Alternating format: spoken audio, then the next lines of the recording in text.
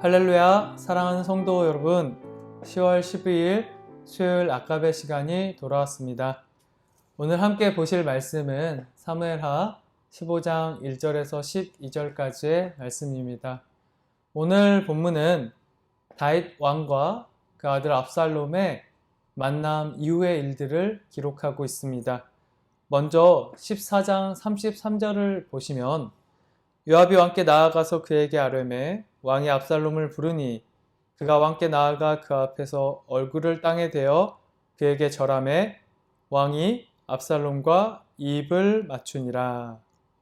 네, 우리 어제 마지막 본문이 이렇게 맞춰지게 되었죠. 그리고 오늘 15장 1절은 그 후에로 시작하고 있습니다.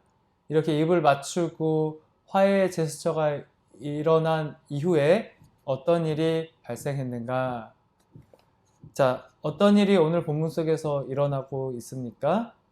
사무엘하 15장 1절을 보시면 압살롬이 자기를 위하여 병거, 말, 경호원 50명을 세웠습니다. 이것이 어떤 의미가 있는지를 알아보기 위해 우리 함께 사무엘상 8장 11절 말씀을 새번역 성경으로 보도록 하겠습니다. 당신들을 다스릴 왕의 권한은 이러합니다. 그는 당신들의 아들들을 데려다가 그의 병거와 말을 다루는 일을 시키고 병거 앞에서 달리게 할 것입니다. 네. 지금 왕이 가지는 권한, 그 병거와 말과 호위병, 그것을 왕자인 압살롬이 자기를 위해서 거느리고 있었다라는 것입니다. 그럼 이것은 압살롬이 지금 왕이 될 준비를 하고 있다, 그렇게 살펴볼 수가 있습니다. 아마도 다윗의 첫째 아들 암논을 죽인 죄 때문에 자신이 정상적으로는 다윗의 왕위를 물려받기 어려울 것이라고 생각했을 것입니다. 압살롬은 실제로 예루살렘으로 돌아왔지만 2년 동안이나 아무런 그 직분과 직위의 일들을 감당하는 것 없이 거의 방치되다시피 했습니다. 다윗은 압살롬을 이렇게 추방한 것에서 거두어 들이고 이렇게 예루살렘에 머물게 한 그것으로 자기 할 일을 다 했다. 더 큰 심판의 벌을 내리지 않는 것으로 아들에게 해야 될 것을 다 해주었다라고 생각했을지 모릅니다. 그러나 압살롬은 그런 다윗의 인정, 그런 화해 제스처보다는 이제 왕권을 이어받아 왕이 되고자 하는 마음이 있었습니다. 그런데 아무런 그런 직위나 직책에 이렇게 복구가 없게 되자 요압을 통해서 왕과 대면하도록 했고, 그렇게 왕으로부터 다시 그 직분을 회복하고 싶었을 것입니다. 실제로 다윗은 움직이지 않았습니다. 그래서 그 화해가 있었던 그날 이후에 압살롬은 스스로 자기가 이 다윗 왕조를 무너뜨리고 왕위에 오르려고 했던 것입니다. 압살롬은 그 자신의 모든 것을 다 쏟아서 반역을 준비하게 되는데요. 사실 오늘 본문을 보시면 너무나 대놓고 다윗이 알 수밖에 없을 정도로 그렇게 반역을 준비합니다. 오늘 본문을 잘 살펴보면 눈에 띄게 호위병을 자기 앞에 세웠고요. 눈에 띄게 왕궁 문 앞에서 왕을 욕하면서 그 백성들의 환심을 샀고요. 눈에 띄도록 많은 그 사람들의 마음이 압살롬에게 향하도록 이렇게 입을 맞추고 환대를 베풀었습니다. 아마 다윗도 모르지 않았을 것입니다. 그러나 알면서도 그 상황을 돌이키기가 어려웠나 봅니다. 감정과 상황에 치우쳐 압살롬을 쫓아내고 또 아들을 향한 연민 때문에 그 정확한 회복을 시키는 것 없이 예루살렘으로 불러들이고, 이런 반복되는 것들 속에서 어떠한 그 죄에 대한 책임과 그런 용서와 회복이 제대로 일어나지 않았습니다. 그 앞에 일어난 일들을 잘 매듭짓지 못했던 것입니다. 다윗은 왕으로서 근친의 죄를 범한 그 암논을 먼저 정확하게 처벌하거나 심판하거나 회개하도록 했어야 했습니다. 자신의 권한을 넘어서 그 암논을 살해한 압살롬을 향해서도 역시 하나님의 말씀을 기준으로 그렇게 정확한 징계와 책임을 물었어야 했습니다. 하지만 다윗은 암논에게도 압살롬에게도 제대로 된 그런 책임이나 심판, 회개를 촉구하지도 않았습니다. 모든 신하들과 온 이스라엘 백성은 이것을 보고 있었습니다. 그러나 다윗은 그저 자기 감정에 따라서 아들을 용서하거나 미워합니다. 하나님 나라의 질서가 무너져 내린 것이죠. 무엇 때문에 다윗이 이렇게 옳고 바르게 그 자기 아들을 치리하지 못하고 이렇게 사건들을 어물쩡 넘어가게 되었는가? 바로 죄 때문입니다. 지금 다윗은 자신의 그 과거의 죄악들에 발목 잡히고 그 자신의 과거에 끌려다니고 있습니다. 자기의 죄가와 죄책 때문에 자기 자녀들을 향해서 올바로 책임을 묻기가 어려웠고 또 그러다 보니 자기 감정과 상황에 따라서 이렇게 용서를 베풀어 버리거나 또 미워하거나 그 정확한 절차대로 직책을 회복시키거나 심판하지 않았던 것입니다. 정말로 다윗은 그 아들들의 죄악을 바로잡을 책임이 있었습니다. 왕으로서요. 자신이 하나님 앞에 철저하게 회개한 것처럼 자녀들도 그렇게 철저하게 하나님 앞에 엎드려지게 했어야 했고 공의로운 그 판단으로 책임을 지도록 했어야 합니다. 사랑하는 성도 여러분, 여러분도 가지고 있습니까? 과거의 죄악, 과거의 상처, 과거의 아픔들이 그 후회와 절망으로 지금의 나를 무너지게 하고 파괴하게 하는 그런 일들. 우리 사도 바울의 고백을 한번 보도록 하겠습니다. 로마서 7장 23절에서 25절 말씀입니다. 세 번역으로 제가 읽어드리겠습니다.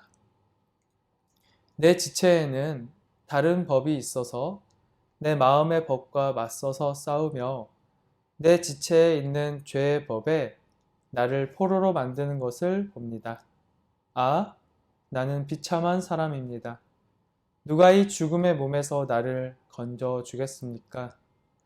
우리 주 예수 그리스도를 통하여 나를 건져 주신 하나님께 감사를 드립니다.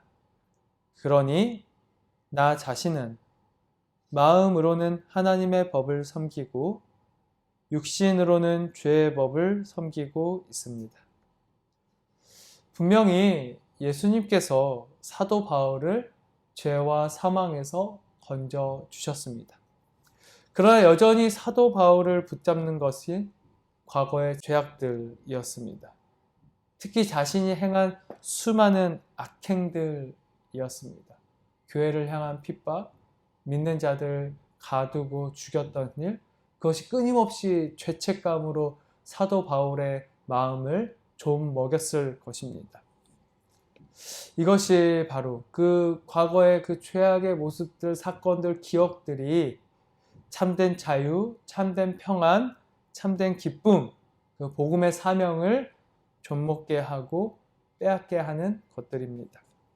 아, 나는 비참한 사람입니다. 자꾸만 자기 자신을 그 예전의 옛사람의 모습들에 대한 기억들로 인해서 비참하게 여기도록 하는 것입니다. 예수님께서 저와 여러분을 건져 올려 주셨음에도 말입니다. 사도 바울이 이 8장으로 넘어가서 어떻게 고백이 바뀌게 됩니까? 우리 로마서 7장 25절과 8장 1절 2절을 제가 다시 세 번역 성경으로 읽어드리도록 하겠습니다. 우리 주 예수 그리스도를 통하여 나를 건져주신 하나님께 감사를 드립니다. 그러니 나 자신은 마음으로는 하나님의 법을 섬기고 육신으로는 죄의 법을 섬기고 있습니다.